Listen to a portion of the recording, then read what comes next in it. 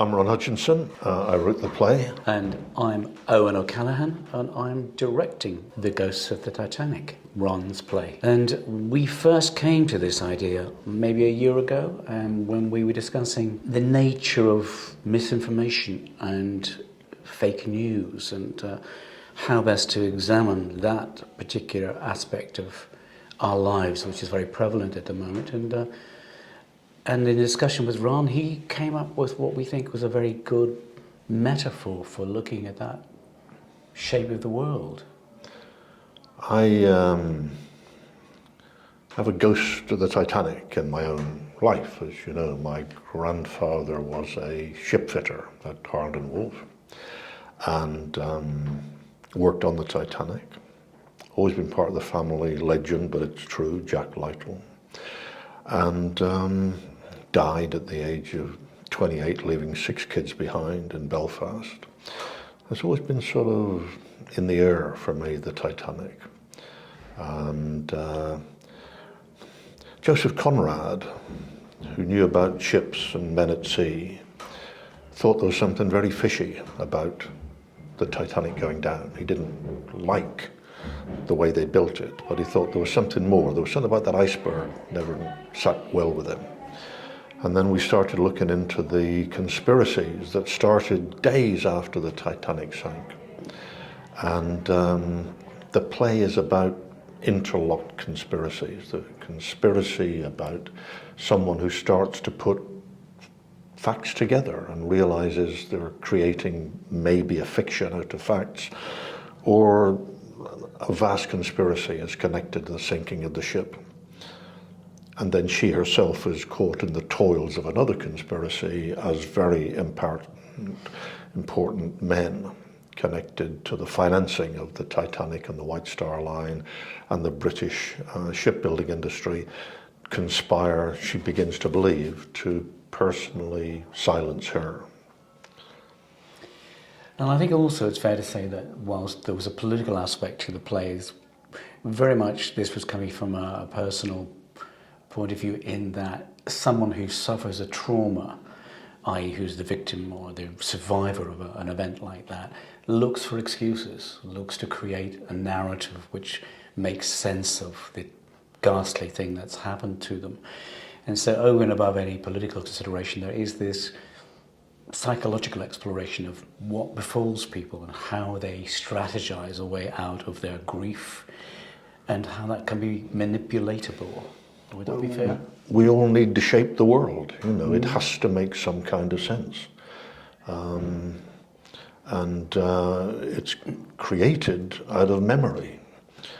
Clive Brill, our producer, asked us to listen to a BBC science programme recently in which an eminent scientist spoke about how unreliable every single memory we have is.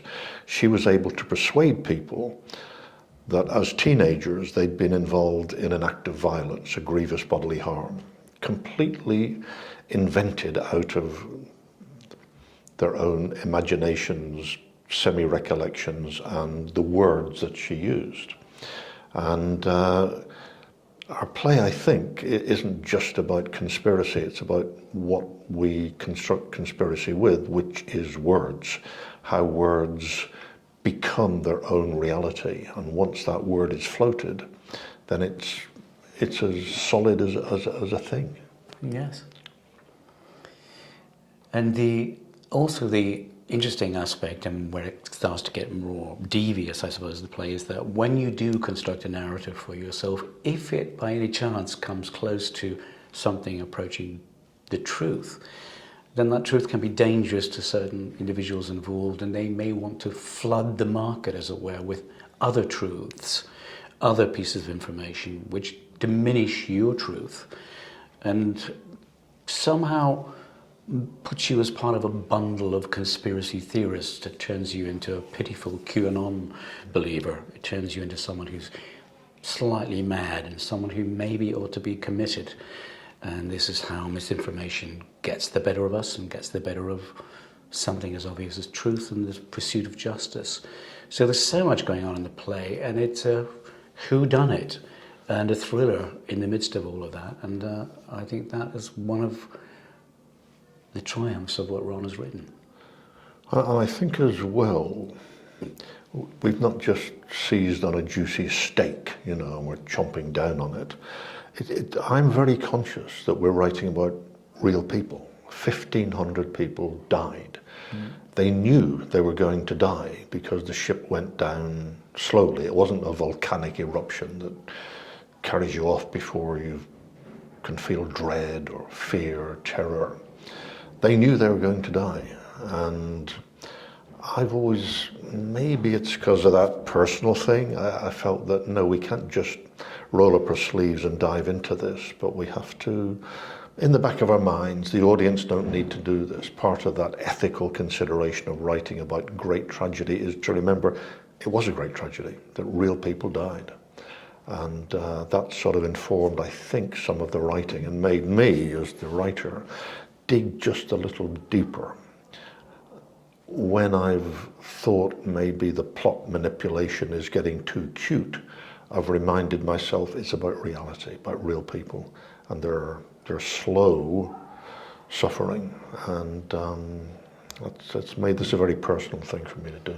Yeah, and I think that at the risk of being too complimentary, I think you've succeeded in doing that. And this story of the Titanic somehow has captured the imagination of generation after generation. It's the enormity of the event, the hubris of man and thinking he can control the elements, all of that together with a fear of dread of the deep. It's a good vehicle to examine all the things I think we've been discussing. Well, the popular and the creative imagination, because I was friends, when I lived in LA, I was friends with Jim Cameron. And I remember being at his house in Malibu, and I said to him casually, so what's the next project? And he said, I think there's a story in the Titanic. And I think the reason for that was he trained as a scientist, so things are of interest to him, robots are things. This was the biggest thing a filmmaker could ever create and sink. And he talked very enthusiastically about the research he'd done. And on the way back down Pacific Coast Highway, I said to my wife, I said, what do you think about that? She said, I'm not sure. Ship sank, so what? And I said, yeah, I think he'll either make $1 billion out of this or it'll be a complete bust, because there'd been Sink the Titanic, the Lou Grade thing. So his creative imagination was inspired by the Titanic. He wanted to tell that story, and he did make $1 billion out of it. So it keeps recurring in our lives, and I'm as drawn to it as Jim was, and I'm sure in 50, 60 years' time somebody else will find the Titanic another metaphor for another exploration. In a 90-seater theatre, we've kept the mise en scène, this setting, as simple as possible, and we are allowing the words to do the work. And we're hoping the openness, the abstractness of the setting will be to the benefit of the play. The politics of the piece as relates to the contemporary nature of politics. Do you want to have to say any more with that, Ron? Well, I think the world, is coming out of a period of shock and grief, and the play is really about grief. It's about a grief-stricken young woman who comes to New York because she wants to know what her musician husband, fiancé, was playing when the ship went down, because he was in the band, and nobody can agree on that simple fact. But it's her grief that drives her grief and her anger at not getting an answer. And it made me realize that there is this huge, huge amount of grief in the world now because of this, the COVID thing, and then the Ukrainian and the Russian thing. We're all going to know grief. And I started looking into how they would deal with grief in 1912, and it's around about the time that Freud was meditating on the difference between grief and melancholy.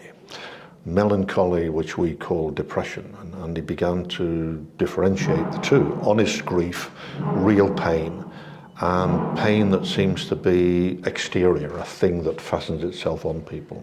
And I think that when you're faced with awful grief and awful trauma, the thing that makes it worse for everyone is to know that you've been lied to, to think that you've been misled, to think that history has been reconstructed in a way which is to the benefit of one side only.